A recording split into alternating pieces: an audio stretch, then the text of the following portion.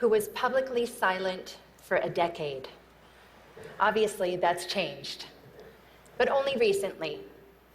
It was several months ago that I gave my very first major public talk at the Forbes 30 Under 30 Summit. 1,500 brilliant people, all under the age of 30. That meant that in 1998, the oldest among the group were only 14, and the youngest just 4. I joked with them that some might only have heard of me from rap songs. Yes, I'm in rap songs. Almost 40 rap songs. But the night of my speech, a surprising thing happened.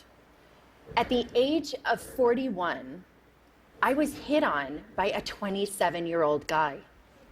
I know, right? He was charming, and I was flattered, and I declined. You know what his unsuccessful pickup line was? He could make me feel 22 again.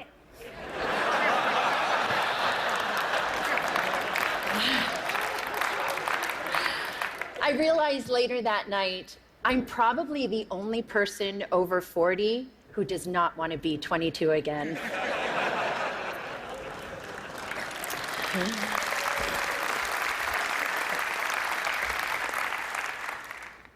At the age of 22, I fell in love with my boss.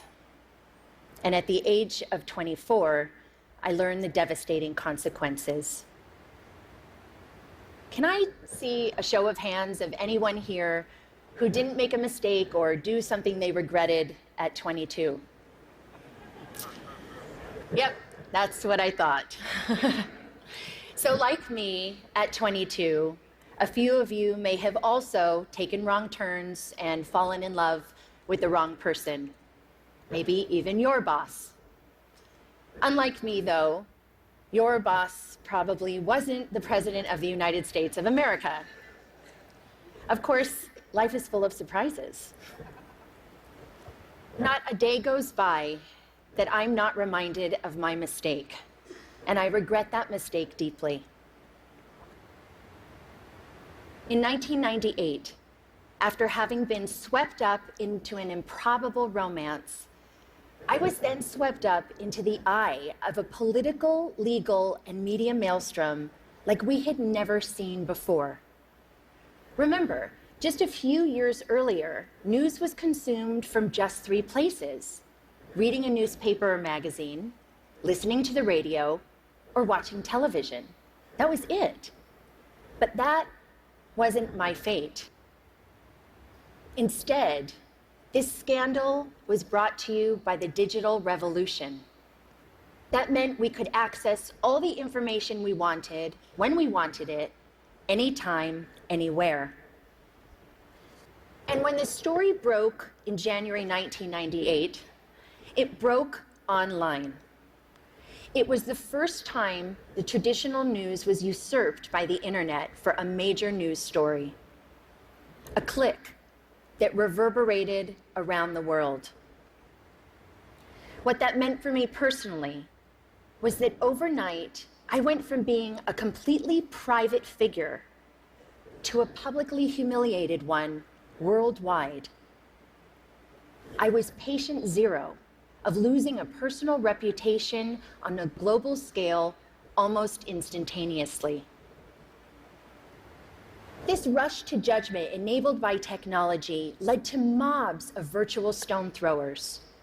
Granted, it was before social media, but people could still comment online, email stories, and of course, email cruel jokes.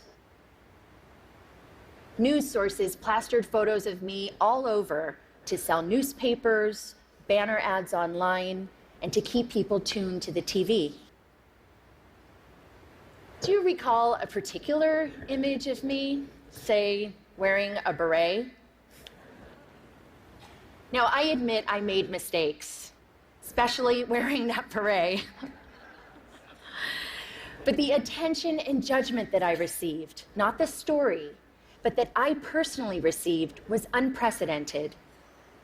I was branded as a tramp, tart, slut, whore, bimbo, and of course, that woman. I was seen by many, but actually known by few. And I get it. It was easy to forget that that woman was dimensional, had a soul, and was once unbroken. When this happened to me 17 years ago, there was no name for it. Now we call it cyberbullying and online harassment. Today, I want to share some of my experience with you, talk about how that experience has helped shape my cultural observations, and how I hope my past experience can lead to a change that results in less suffering for others. In 1998, I lost my reputation and my dignity. I lost almost everything, and I almost lost my life. Let me paint a picture for you. It is September of 1998.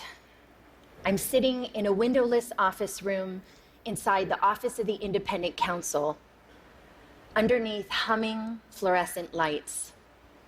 I'm listening to the sound of my voice on surreptitiously taped phone calls that a supposed friend had made the year before. I'm here because I've been legally required to personally authenticate all 20 hours of taped conversation. For the past 8 months, the mysterious content of these tapes has hung like the sword of Damocles over my head. I mean, who can remember what they said a year ago? Scared and mortified, I listen. Listen as I prattle on about the flotsam and jetsam of the day.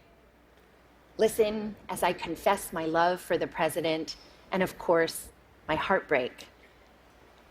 Listen to my sometimes catty, sometimes churlish, sometimes silly self being cruel, unforgiving, uncouth. Listen deeply, deeply ashamed to the worst version of myself, a self I don't even recognize. A few days later, the Starr Report is released to Congress, and all of those tapes and transcripts, those stolen words, form a part of it. That people can read the transcripts is horrific enough. But a few weeks later, the audio tapes are aired on TV and significant portions made available online. The public humiliation was excruciating. Life was almost unbearable. This was not something that happened with regularity back then in 1998. And by this, I mean the stealing of people's private words, actions, conversations, or photos, and then making them public. Public without consent, public without context, and public without compassion. Fast forward 12 years to 2010, and now social media has been born. The landscape has sadly become much more populated with instances like mine, whether or not someone actually made a mistake, and now it's for both public and private people. The consequences for some have become dire, very dire.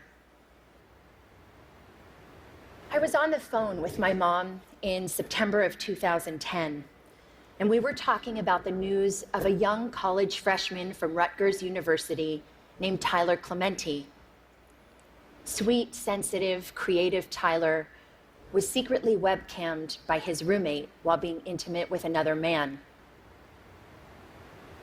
When the online world learned of this incident, the ridicule and cyberbullying ignited. A few days later, Tyler jumped from the George Washington Bridge to his death. He was 18. My mom was beside herself about what happened to Tyler and his family, and she was gutted with pain in a way that I just couldn't quite understand. And then eventually I realized she was reliving 1998, reliving a time when she sat by my bed every night. Reliving a time when she made me shower with the bathroom door open. And reliving a time when both of my parents feared that I would be humiliated to death, literally. Today, too many parents haven't had the chance to step in and rescue their loved ones. Too many have learned of their child's suffering and humiliation after it was too late. Tyler's tragic, senseless death was a turning point for me. It served to recontextualize my experiences, and I then began to look at the world of humiliation and bullying around me and see something different. In 1998, we had no way of knowing where this brave new technology called the internet would take us. Since then, it has connected people in unimaginable ways, joining lost siblings, saving lives, launching revolutions. But the darkness, cyberbullying, and slut-shaming that I experienced had mushroomed. Every day online, people, especially young people who are not developmentally equipped to handle this, are so abused and humiliated that they can't imagine living to the next day. And some tragically don't. And there's nothing virtual about that. Childline, a UK nonprofit that's focused on helping young people on various issues, released a staggering statistic late last year. From 2012 to 2013, there was an 87% increase in calls and emails related to cyberbullying. A meta-analysis done out of the Netherlands showed that for the first time, cyberbullying was leading to suicidal ideations more significantly than offline bullying. And you know what shocked me, although it shouldn't have, was other research last year that determined humiliation was a more intensely felt emotion than either happiness or even anger. Cruelty to others is nothing new, but online, technologically enhanced shaming is amplified, uncontained, and permanently accessible. The echo of embarrassment used to extend only as far as your family, village, school, or community. But now it's the online community too. Millions of people, often anonymously, can stab you with their words, and that's a lot of pain. And there are no perimeters around how many people can publicly observe you and put you in a public stockade. There is a very personal price to public humiliation, and the growth of the internet has jacked up that price. For nearly 2 decades now, we have slowly been sowing the seeds of shame and public humiliation in our cultural soil, both on and offline. Gossip websites, paparazzi, reality programming, politics, news outlets, and sometimes hackers all traffic in shame. It's led to desensitization and a permissive environment online, which lends itself to trolling, invasion of privacy, and cyberbullying. This shift has created what Professor Nicholas Mills calls a culture of humiliation. Consider a few prominent examples just from the past 6 months alone. Snapchat, the service which is used mainly by younger generations and claims that its messages only have the lifespan of a few seconds. You can imagine the range of content that gets.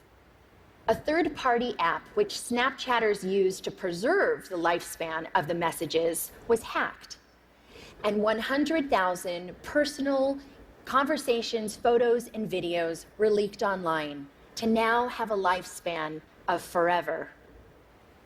Jennifer Lawrence and several other actors had their iCloud accounts hacked, and private, intimate, nude photos were plastered across the internet without their permission.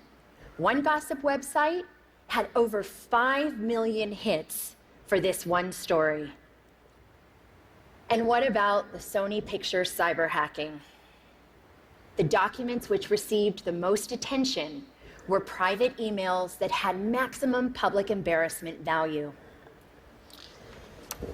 But in this culture of humiliation, there is another kind of price tag attached to public shaming. The price does not measure the cost to the victim, which Tyler and too many others, notably women, minorities, and members of the LGBTQ community have paid, but the price measures the profit of those who prey on them. This invasion of others is a raw material, efficiently and ruthlessly mined, packaged, and sold at a profit. A marketplace has emerged where public humiliation is a commodity and shame is an industry. How is the money made? Clicks. The more shame, the more clicks. The more clicks, the more advertising dollars. We're in a dangerous cycle. The more we click on this kind of gossip, the more numb we get to the human lives behind it. And the more numb we get, the more we click. All the while, someone is making money off of the back of someone else's suffering. With every click, we make a choice. The more we saturate our culture with public shaming, the more accepted it is, the more we will see behavior like cyberbullying, trolling, some forms of hacking, and online harassment. Why? Because they all have humiliation at their cores. This behavior is a symptom of the culture we've created. Just think about it. Changing behavior begins with evolving beliefs. We've seen that to be true with racism, homophobia, and plenty of other biases today and in the past. As we've changed beliefs about same-sex marriage, more people have been offered equal freedoms. When we began valuing sustainability, more people began to recycle. So as far as our culture of humiliation goes, what we need is a cultural revolution. Public shaming as a blood sport has to stop. And it's time for an intervention on the internet and in our culture. The shift begins with something simple, but it's not easy. We need to return to a long-held value of compassion and empathy. Online, we've got a compassion deficit, an empathy crisis. Researcher Brené Brown said, and I quote, "Shame can't survive empathy. Shame cannot survive empathy." I've seen some very dark days in my life. It was the compassion and empathy from my family, friends, professionals, and sometimes even strangers that saved me. Even empathy from one person can make a difference. The theory of minority influence, proposed by social psychologist Serge Moscovici, says that even in small numbers, when there's consistency over time, change can happen. In the online world, we can foster minority influence by becoming upstanders. To become an upstander means, instead of bystander apathy, we can post a positive comment for someone or report a bullying situation. Trust me, compassionate comments help abate the negativity. We can also counteract the culture by supporting organizations that deal with these kinds of issues, like the Tyler Clementi Foundation in the US. In the UK, there's Anti-Bullying Pro, and in Australia, there's Project Rocket.